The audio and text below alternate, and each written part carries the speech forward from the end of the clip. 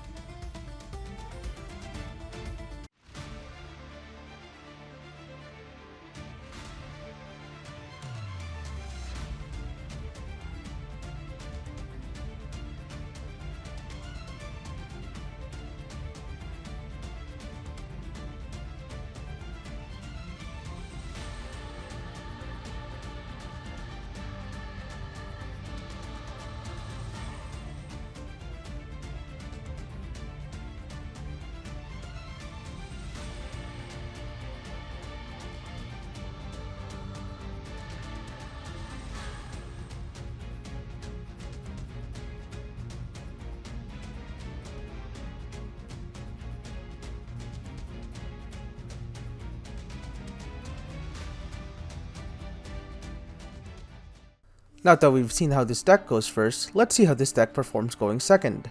That being said, our second match is against Toshiro Rush, where I hope that this would be a good display for an aggro mirror.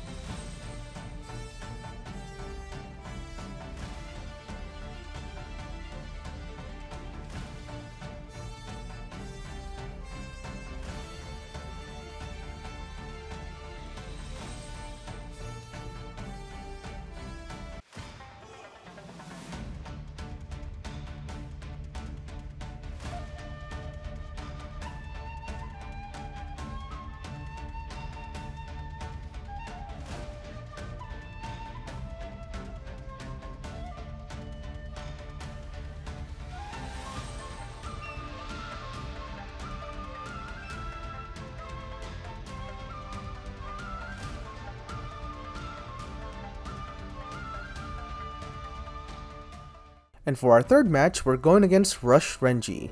If you're familiar with 10-minute testing, you'd know that this would be a best of 3 versus meta. Unfortunately, UA is a best of 1 game, so I'll only show you one.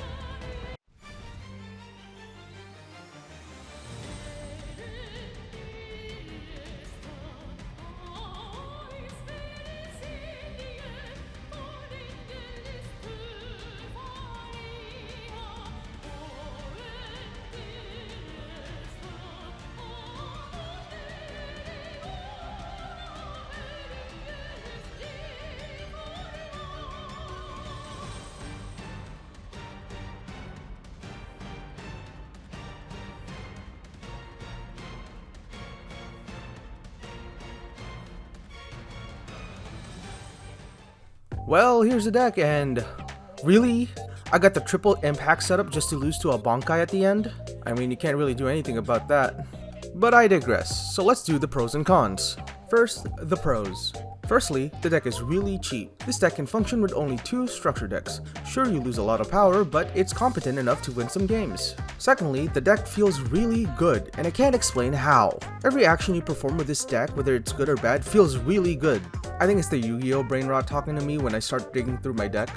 And thirdly, this deck has a low curve of 4 energy. This means if you have a full energy line, you can just keep constantly placing cards in the front. Then we have the cons. Firstly, sometimes you just don't see the fingers, or the Sukunas. Remember in game 2 where I had to bottom deck 3 Sukunas? Yeah, sometimes that'll happen and it's really annoying.